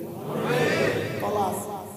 আল্লাহ ওয়ালাদের তলা যাই পড়ে আমার থেকে যায়, আমার আপনার তলা নেই। তাহলে তলা ফুটা হয় কি দিয়া? তলা ফুটাও রাস্তা একটাই, গুণা দিয়া ঘষা মারলে তলা ফুটা হয়। বুঝে আসছে কথা? এই জন্য আমাদের কাজ হচ্ছে গুনাহ ছেড়ে দেওয়া। কি ছেড়ে দেওয়া? গুনাহ ছেড়ে। বলে গুনাহ কেমনে ছাড়বো? গুনাহ কেমনে ছাড়বো? আমাদের আজকেও এক ছেলে খুব কাঁদতেছিল, ঢাকা কলেজে পড়ে, ছোট্ট বাচ্চা, মনে হয় 1ম বছর চলে, ছোট ছোট দাঁড়িয়ে উঠছে, তো খুব কাঁদতেছে। কেন কান্না করে? কারণ মোবাইলের গুনাহ ছাড়তে পারে, নিজে কাঁদতেছে, গুনাহ ছাড়তে পারে। তো এখন এই বিশেষ করে যুবকদের মধ্যে এই এক চেতনা জাগছে যে আমাকে গুনাহ ছাড়তে হবে। কিন্তু আইসা এই একই অভিযোগ, বিশেষ করে আমাদের সাথে যাদের ইসলামী সম্পর্ক, আমাদেরকে যারা মুরব্বী হিসাবে কবুল করেছেন, এদের এই এক আওয়াজ, যারা গুনাহ ছাড়তে চান। গুনাহ কেমনে ছাড়বে? গুনাহ ছাড়তে চান। তো আমাদের বড়রা আমাদের উপর অনেক এহসান করছেন, দয়া করছেন, বড়রা দয়া করছেন, কোরআন হাদিস ঘেঁটে ঘেঁটে গুনাহ ছাড়ার সহজ রাস্তা বের করে দিয়েছেন, যে এইভাবে চলো তো গুনাহ ছেড়ে দেওয়া সহজ হয়ে যাবে। আমাদের হাতে তো সময় একেবারেই কম, আমি 1-2টা বলবো, আপনারা বড়দের কাছে যে বাকিগুলো শিখবেন, যদি ইচ্ছা থাকে, যদি গুনাহ ছাড়তে চাই, পদ্ধতি শিখায়া দেন, ইনশাআল্লাহ তাআলা। 1 নম্বর, কিসের 1 নম্বর? গুনাহ ছাড়ার সহজ রাস্তা। আচ্ছা, ওইটা বোঝার আগে আমাকে বলেন তো, আপনারা এখানে যে বসে আছেন গুনাহ করতেছেন? কষ্ট হইতেছে? তো বোঝা গেল গুনাহ ছাড়ছেন কিন্তু কষ্ট হয় না। এখানেও কোনো একটা কারণ আছে, যেই কারণে আমরা গুনাহ ছেড়ে দিচ্ছি কিন্তু আমাদের কষ্ট হচ্ছে না। ওই কারণটা বের করা দরকার। কি ওই কারণ? যেই কারণের কারণে গুনাহ তো ছাড়ছি কিন্তু কষ্ট হচ্ছে না, সেই কারণ খুঁজতে খুঁজতে খুঁজতে খুঁজতে পাওয়া গেছে আখের, সেটা হইল নেককাররা একসাথে বসে আছে। নেককাররা একসাথে থাকলে গুনাহ ছেড়ে দেওয়া কি হয়ে যায়? একটা ছোট্ট উদাহরণ দিয়ে বোঝার জন্য, এই যে টুপিটা এটা কি নেককার না নেককারের পোশাক? নেককারের পোশাক। এত নেককার না, এটা কি পোশাক? নেককারের পোশাক। খেয়াল করেন, খুব সূক্ষ্ম কথা। টুপিটা মাথায় দিয়া অপরাধ করা একটু কঠিন না? টুপি ছাড়া যতটা সহজ, টুপি সহ অতটা কঠিন না? কঠিন। আপনি খেয়াল করেন, একজন নেককারের পোশাকের সাথে আপনি লেগে আছেন, তার সৌবতে আসছেন, টুপির সৌবতে আসছেন, তাতে গুনাহ করা আপনার জন্য কঠিন হয়ে গেছে। তাহলে নেককারের কাছে গেলে আপনার গুনাহ করা তো অসম্ভব হয়ে যাবে। বুঝে আসছে কি কথা? এই জন্য আমরা বারবার এই কথা বলি যে ভাই লাগাম লাগাও, নিজের ঘাড়ের মধ্যে লাগাম লাগাও, নিজের পায়ের মধ্যে বেড়ি লাগাও, মন মতো ইচ্ছা মতো চলা, এটার নাম জিন্দিগি না। এটার নাম জিন্দিগি না। একজন আল্লাহওয়ালার সাথে সম্পর্ক করো, একজন আল্লাহওয়ালার সাথে নিজের ইসলাহি তাআল্লুক করো, সম্পর্ক করো, নিজের সমস্যাগুলো বলো তার কাছে, সেখান থেকে সমাধান নাও, তার পরামর্শ মতো চলো। আর সমাজের নেককার যারা আছে তাদের সাথে ওঠা বসা করো, আল্লাহ দিন চেঞ্জ করে দেবে ইনশাআল্লাহ। একটা ছেলে দেখছিলাম ওরস করতো। কই ছেলেটা? রফিক ব্যস্ত আছে, বাইরে গেছে, ও আমারই কিছু কাজ আছে ওটা করতে গেছে সম্ভবত।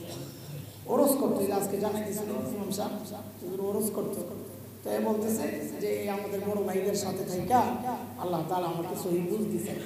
এই নগদে ঘটনা বোঝা গেল নেককারদের সঙ্গ আপনাকে গুনাহ থেকে বাঁচা, আপনার জন্য সহজ করে দিয়েছে। আল্লাহ ওয়ালার সহবত চান, আল্লাহ ওয়ালার সহবত। দেখেন একটা ছোট্ট কথা বলি, তেঁতুল ধরেন আমার হাতে একটা তেঁতুল, এমন কোন সুপুরুষ মনে এই জায়গায় নাই যে এই তেঁতুলটা যদি তার সামনে এরকম ঝুলানো হয় তার মুখে লালা আসবে না? আছে সুপুরুষ? তোমার চিকিৎসা করানো দরকার, তোমার মুখের চিকিৎসা দরকার, রুচির চিকিৎসা দরকার। যদি লালা না আসে, আসবেই না। আর মহিলা হইলে তো কথাই না, হ্যাঁ, মেয়েরা হইলে তো কথাই না। ওইটা না খাওয়া পর্যন্ত শান্তি লাগবে না, বলি যে আগুন ধরে যদি তেঁতুলটা দেখে। খেয়াল করেন, এই তেঁতুলের কোনো প্রাণ আছে? নাই। এমনি তো সব জিনিসের প্রাণ আছে, সব জিনিস আল্লাহ তাজবি করে, কিন্তু প্রাণ বলতে আমরা যেটা বুঝি ওইটা তেঁতুলের মধ্যে রাখে। অথচ তার মধ্যে এমন এক ক্ষমতা আছে আল্লাহ দিছে যে তাকে আপনার সামনে ধরলেই আপনার মুখের মধ্যে লালা চলে আসে। আমাদের বড়রা উদাহরণ দিচ্ছেন এগুলা, যে ভাই একটা তেঁতুল তার সামনে গেলে তার প্রতিক্রিয়া তোমার মধ্যে কাজ শুরু করে। তো একজন আল্লাহ ওয়ালার সহবতে গেলে আল্লাহ ওয়ালার ভিতরের যোগ্যতাগুলা তোমার মধ্যে কাজ শুরু করবে না? কেন বুঝো না? এটা বুঝাইতে কেন কষ্ট হয় আমাদের?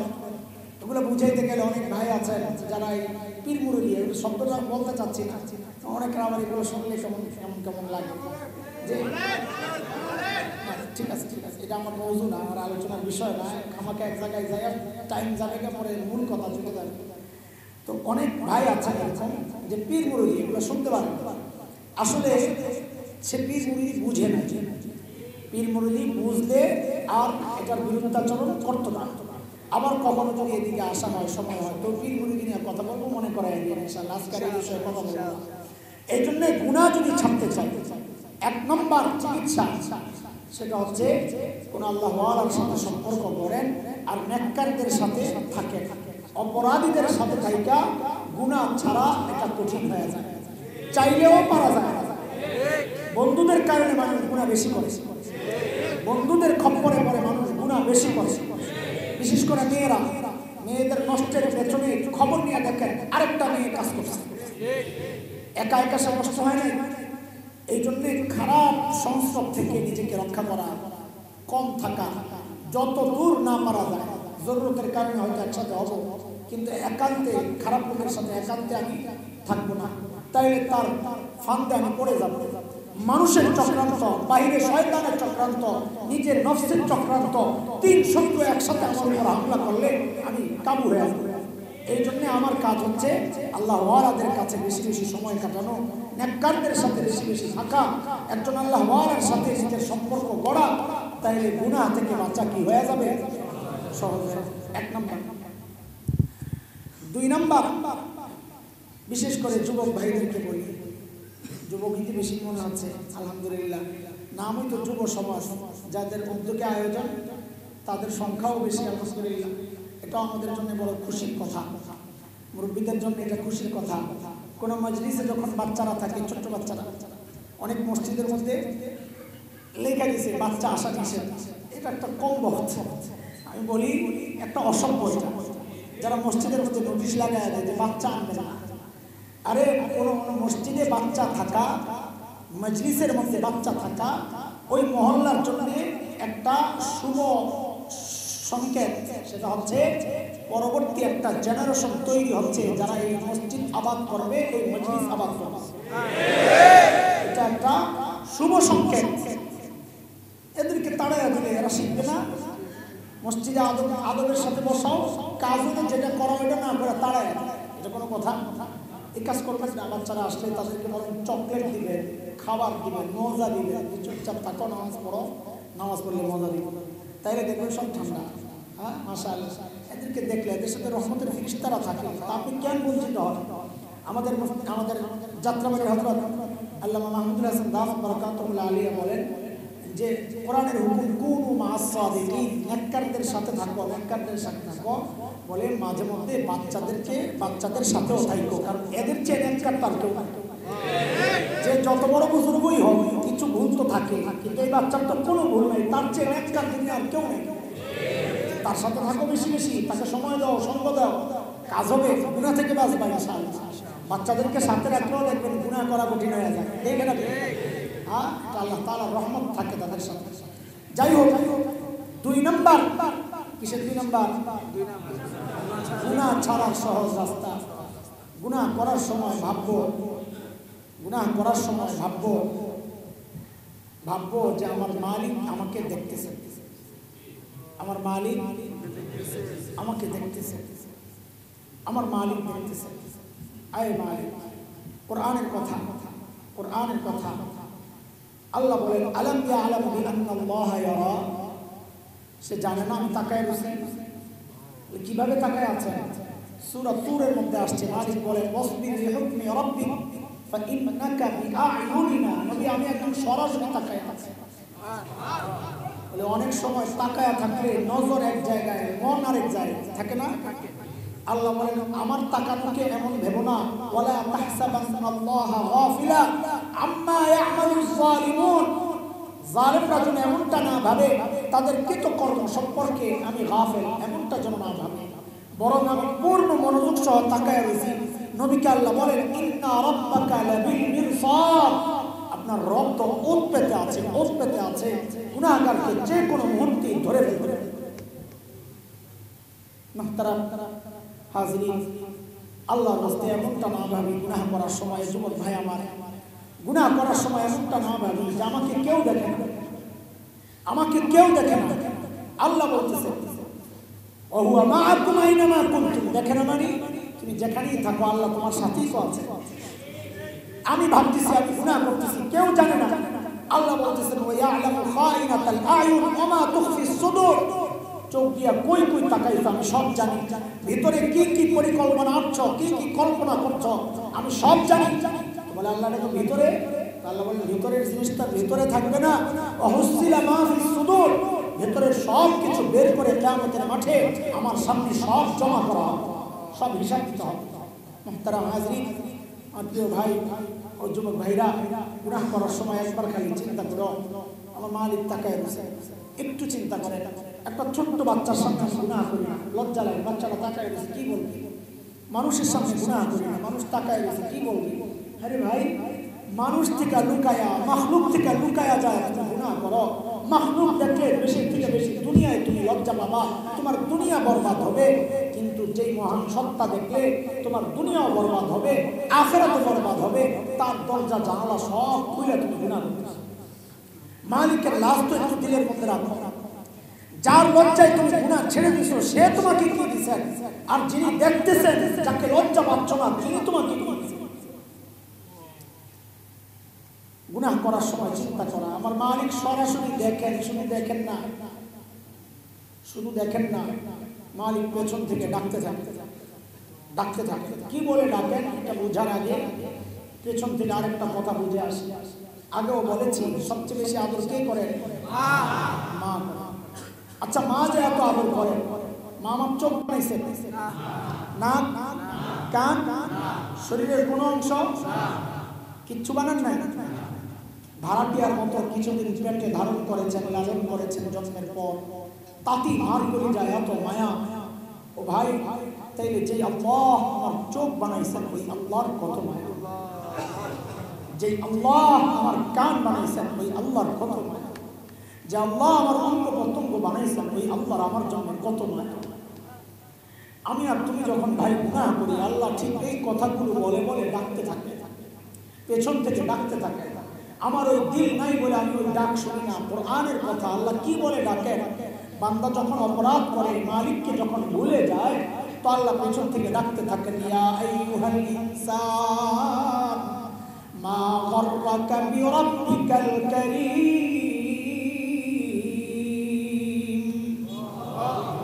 এই মানুষ, মা গাররাক, মা গাররাক, তোমার কে ধোঁকায় ফেললো? কে ধোঁকায় ফেলছে? কার ব্যাপারে ধোঁকা?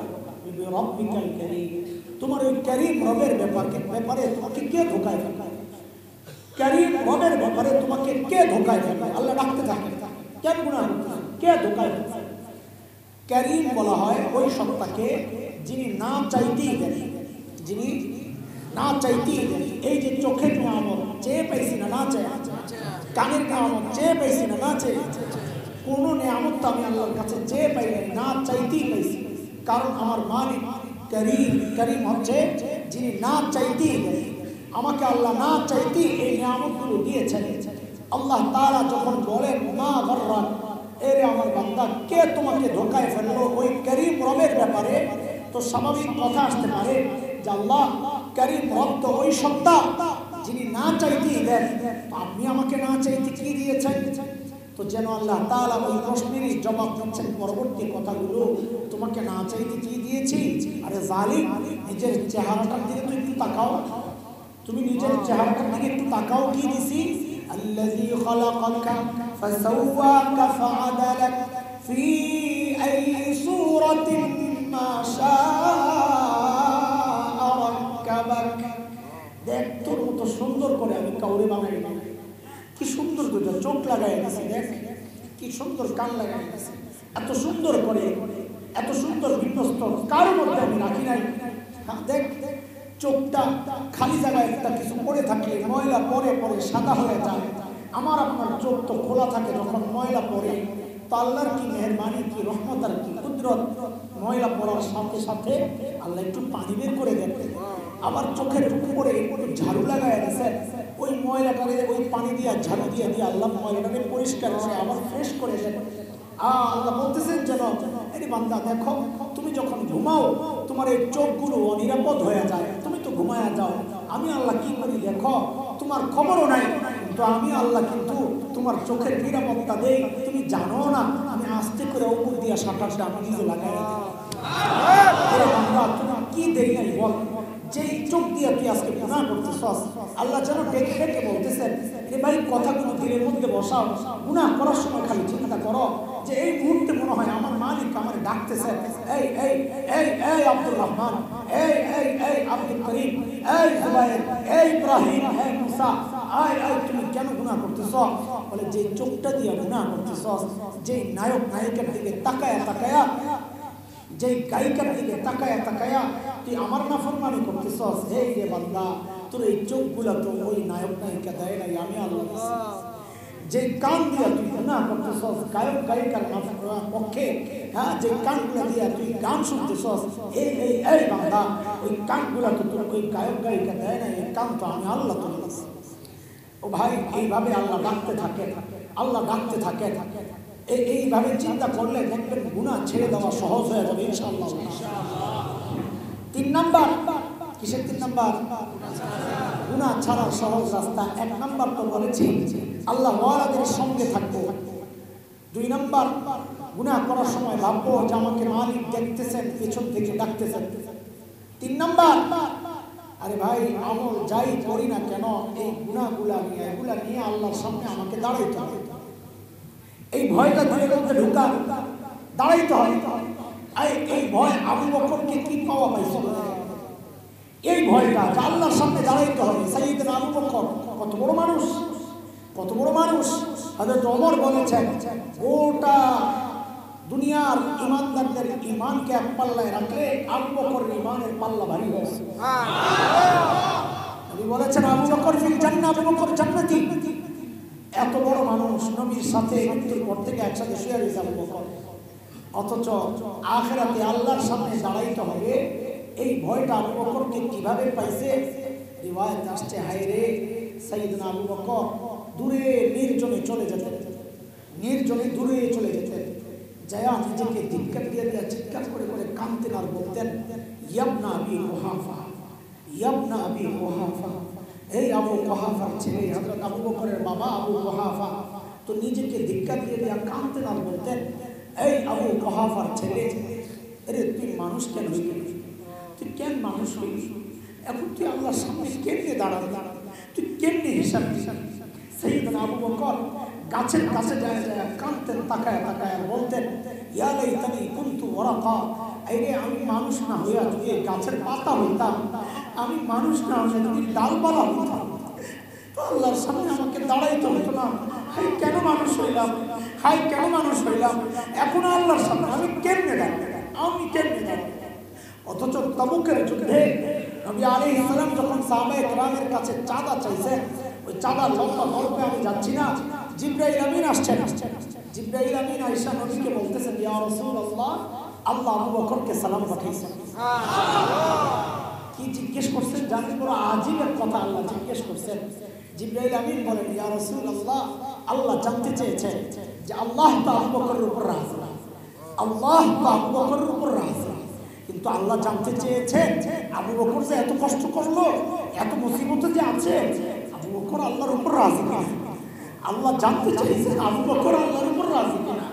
আল্লাহ তো রাজি, আল্লাহ তো রাজি, আবু বকর রাজি কিনা আল্লাহ জানতে চেয়েছেন। এত বড় মানুষ আবু বকর চিন্তা করতেছেন, হায়রে আমি মানুষ কেন হইলাম, এখন আল্লাহর সামনে কেমনে দাঁড়াবো? আরে ভাই, কলিজার মধ্যে ভয়টা ঢোকাও, গুনাহ ছেড়ে দেওয়া সহজ হয়ে যাবে। বলে আমি অস্বীকার করবো, আমি গুনাহ করি নাই, আমি অস্বীকার করবো। তো আল্লাহ জানায় দিচ্ছেন, বান্দা সেই সুযোগ তো নাই, সেই সুযোগ তো নাই। কেন?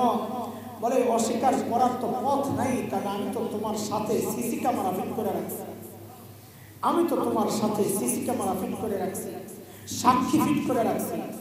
তোমার বিরুদ্ধে এরা সবাই আমার আদালতে সাক্ষী দিবে, একটা দুইটা না, সিসি ক্যামেরা একটা দুইটা না, সাক্ষী একটা দুইটা না, আটটা ক্যামেরা আমি তোমার সাথে লাগাই রাখছি, এরা সাক্ষী। আরো অনেক আছে সাক্ষী, আরো অনেক আছে, কিন্তু একদম নিজের সাথে লাগোয়া আটটা। এক নম্বর, যেই জমিনে দাঁড়ায় দাঁড়ায় গুনাহ করবো, আল্লাহ বলেন ইয়াউমাইযিন তুহাদ্দিসু আখবারাহা বিআন্না রাব্বাকা আওহা লাহা। জমিন কথা বলবে, আল্লাহ আমি সাক্ষী, আমার উপর দাঁড়ায় দাঁড়ায় গুনাহ, আমার উপর দাঁড়ায় আমি সাক্ষী। গুনাহ করার সময় একবার তো চিন্তা করো যে এই জমিন তো আমার বিরুদ্ধে আল্লাহর কাছে সাক্ষী দিবে, অথচ ওই জায়গায় দাঁড়ায় যদি সুবহানাল্লাহ পড়তাম, জমিন তাও সাক্ষী ছিল, আল্লাহ এই বান্দা আমার উপর দাঁড়ায় দাঁড়ায় সুবহানাল্লাহ পড়ছে। বলে আমি প্লেনে চড়ে চড়ে গুনাহ করবো, তাই তোর জমিন সাক্ষী দিতে পারবে না। তো আল্লাহ বলেন তাও বাঁচবি না তো। কেন? তোর হাত কথা বলবে, হাত, তোর পাও সাক্ষী দিবে। হ্যাঁ, اليوم نختم على أفواههم وتكلمنا أيديهم وتشهد أرجلهم بما كانوا يكسبون। আল্লাহ বলেন মুখ বন্ধ করে দিব, মুখ বন্ধ করে দিব, তোর হাত কথা বলবে আমার সাথে। হাত কথা, এই হাত দিয়ে আমি গুনাহ করছি, হাত কথা বলবে, আল্লাহ আমি গুনাহ করছি। পাও কথা বলবে, আল্লাহ আমি হাইটা হাইটা যায় গুনাহ করছি। কেমনে বাঁচবা বলো? বলে যদি হাত পাও কাটা থাকে তো আল্লাহ বলেন বান্দা তাও বাঁচবি না। কেন? কান সাক্ষী দিবে, চোখ সাক্ষী দিবে, চামড়া সাক্ষী দিবে। সূরা হামিম আসসাজদার মধ্যে আসছে, হাত্তা ইযা মা জাউহা শাহিদা আলাইহিম সামউহুম ওয়া আবসারুহুম ওয়া জুলুদুহুম বিমা কানু ইয়ামালুন। अरे भाई हेडफोन लगाए लगाए गान শোনো না ভাবছো দুনিয়ার কেউ জানে না আল্লাহ বলেন কারো জানার দরকার নাই যে কাম দিয়ে আপনার করতেছো ওই কামই তো তোর বিরুদ্ধে সামনে থাকবে অন্ধকার রুমে দরজা লাগায় একা একা একটা ছবি দেখতেছো ভাই ভাবতেছো দুনিয়ার কেউ জানে না তাই না আল্লাহ বলেন কারো জানার দরকার নাই যে চোখ দিয়ে গুনাহ করতেছো ওই চোখই তো তোমার বিরুদ্ধে সামনে থাকবে বলে চোখ নষ্ট বাঁচবি না চামড়া সাক্ষী দিবে চামড়া চামড়া ওটারে কেমনে আলাদা করবা হ্যাঁ এটা অবাক হয়ে মানুষ জিজ্ঞেস করবে চামড়াকে ওয়াকালু লিজুলুদিহিম লিমা শাহিদতুম আলাইনা ক্বালু আনতাকানা আল্লাহুল্লাযী আনতাকা কুল্লা শাই চামড়ারে বলবে তুই আমার বিরুদ্ধে কেন সাক্ষী দিলি চামড়া বলবে আমি করব কি যে আল্লাহ তোমাকে কথা বলার ক্ষমতা দিয়েছেন ওই আল্লাহ আমারও জবান খুলে তোমার বিরুদ্ধে সাক্ষী দেওয়ার হুকুম করেছেন সাক্ষী তো আরো রয়ে গেছে মালিক বলতেছেন ওয়া ইন্না আলাইকুম লাহাফিজিন কিরামান কাতিবিন ইয়ালামুনা মা তাফআলুন ফেরেশতা সাথে সাথে ঘুরতেছে কই যায় আপনারা করলা যাও ফেরেশতা সাথে সাথে ঘুরতেছে ওই ফেরেশতা আল্লাহর আদালতে আবার তোমার বিরুদ্ধে মোকদ্দমা দায়ের করে দিবে জাল্লানি সাক্ষী আসল সাক্ষী তো রয়েই গেছে প্রত্যেকের আমলনামা আসল সাক্ষী আমলনামা দেখাই তো দিলে চিৎকার সূরা কাহফে আসছে দেখাই দিলে চিৎকার হায় রে দুনিয়ায় ছোট গুনাহ করছি মনে করছি ছোট গুনাহ কোনো পরোয়া করি নাই আরে এখন আমলনামাতে কি অবস্থা কোনটা দেখি বাদ যায় নাই মালি হাদাল কিতাব লা ইউগাদিরু সগীরা ওয়ালা কাবীরা ইল্লা আহসাহা কেমন আমলনামা আমার একটা ছোট গুনাহ ছুটে নাই একটা বড় গুনাহ ছুটে নাই এখন আমি কি করব সূরা হাক্কার মধ্যে আরো বিস্তারিত আসছে আমলনামা বাম হাতে পায়েই তো দিলে চিৎকার কি বলবে কোরআনের কথা ওয়া আম্মা মান উতিয়া কিতাবাহু বিশিমালি ফায়াকুলু ইয়া লাইতানি লাম উতা কিতাবিয়া ওয়া লাম আদরি মা হিসাব يا ليتها كانت القاضية ما أغنى عني مالية هلك عني سلطانية আমলনামা বাম হাতে পাইনি বলবে ইয়া লাইতানি লাম উতা কিতাবি আমার সিরা না দেওয়া হতো ওয়ালা মাদরি মা হিসাবি আমি জানি না এখন আমার কপালে কি আছে আমার হিসাব কি হবে জানি না ইয়া লাইতাহা কানাতিল কাদিয়া মৃত্যু পর্যন্ত যদি সব ফিনিশ হয়ে যেত দুনিয়ায় টাকা পয়সা ছিল তো বিচার পাল্টাইয়া দিতাম আজকে আমার মাল আমার বাঁচাইতে পারতেছে না দুনিয়ায় ক্ষমতা দাপট দেখায়া বিচার পাল্টাইতাম আজকে আমার ক্ষমতা নাই শেষ হয়ে গেছে আল্লাহ বলবেন এখন আর চিৎকার করে লাভ নাই খুযুহু ফাকুল্লু সুম্মাল জাহিম সাল্লু ধর টেনে হেঁচড়ে করে জাহান্নামে নিয়ে ফেলা আরে ভাই গুনাহ করার সময় একবার তো ভাবো এই কথাগুলো গুনাহ করার সময় একবার তো ভাবো এই কথাগুলো এই কথা ভাইবা ভাইরা যদি গুনাহ থেকে বিরত থাকো তো মালিক বলতেছেন ওয়া আম্মা মান খাফা মাকাম রাব্বিহি ওয়া নাহান নাফসা আনিল হাওয়া ফাইন্নাল জান্নাতা হিয়াল মাওয়া আল্লাহর সামনে দাঁড়ানোর ভয়ে যদি কেউ গুনাহ ছেড়ে দেয় আল্লাহ বলেন তার একমাত্র ঠিকানা তো জান্নাত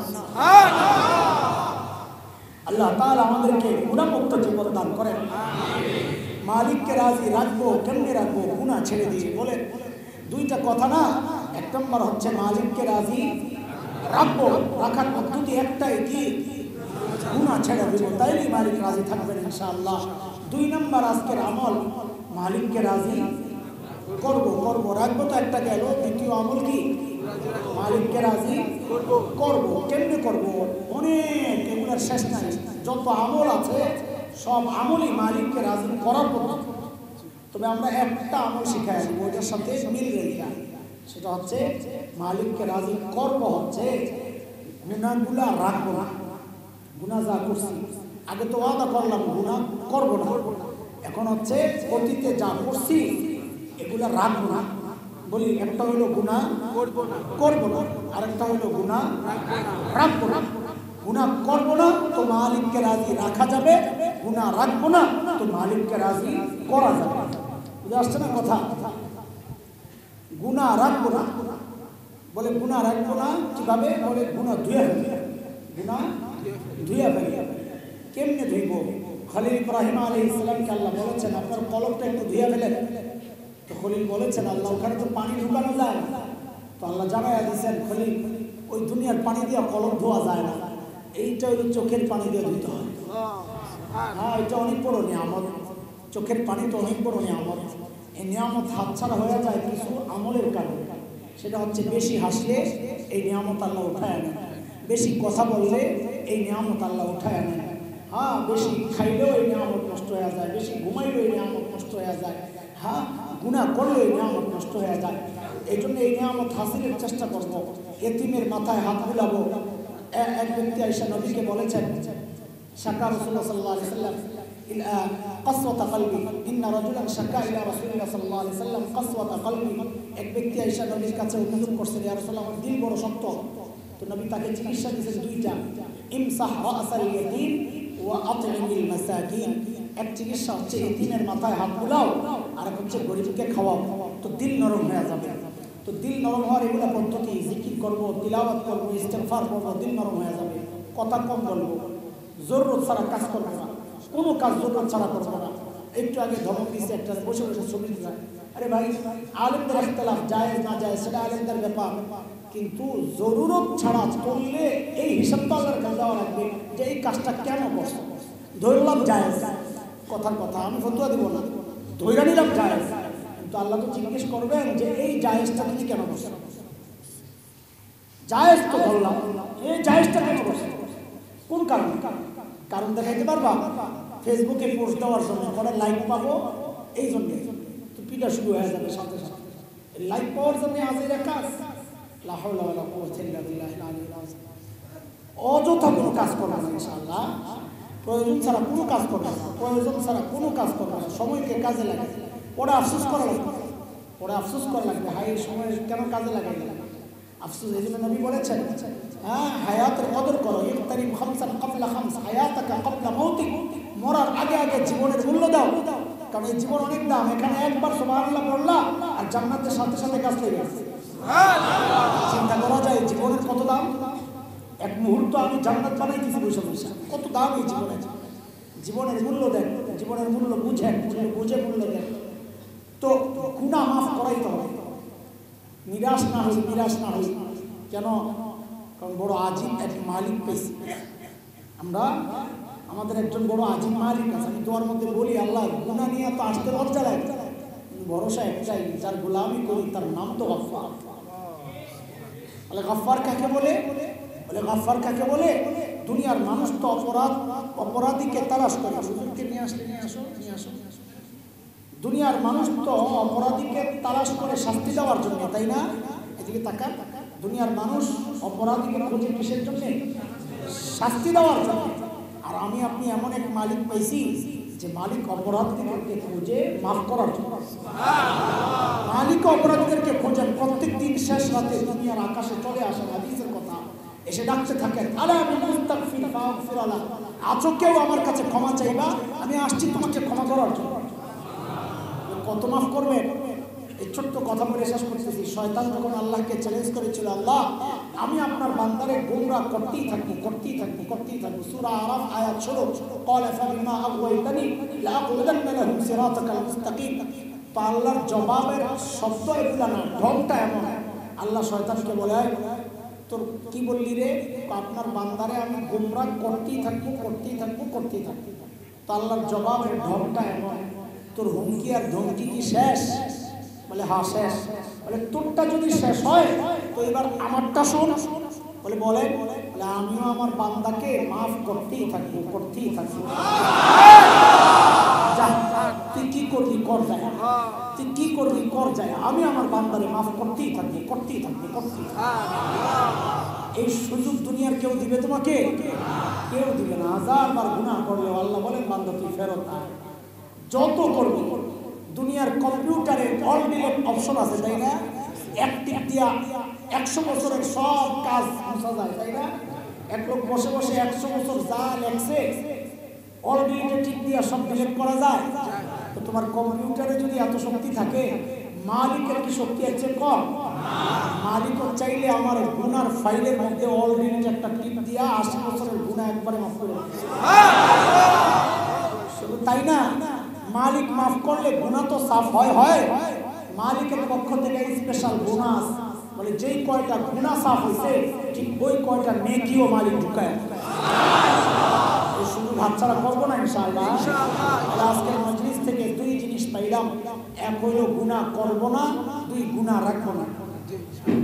গুনাহ করবো না, গুনাহ রাখবো না। কেন? মালিককে রাজি রাখবো, মালিককে রাজি রাখবো।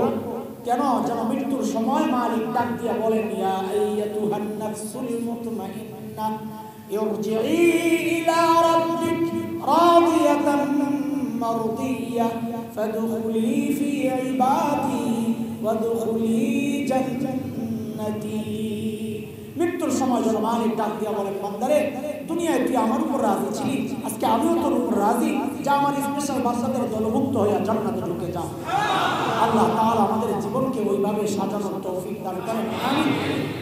উঠাউঠি না করি, হযরত মুরব্বী মানুষ, বুজুর্গ মানুষ, কথা বলবেন, দোয়া করবেন, মজলিসটা নষ্ট না করি, ঠিক আছে ইনশাআল্লাহ। ওয়া আখিরু দাওয়ানা আলহামদুলিল্লাহি রাব্বিল আলামিন।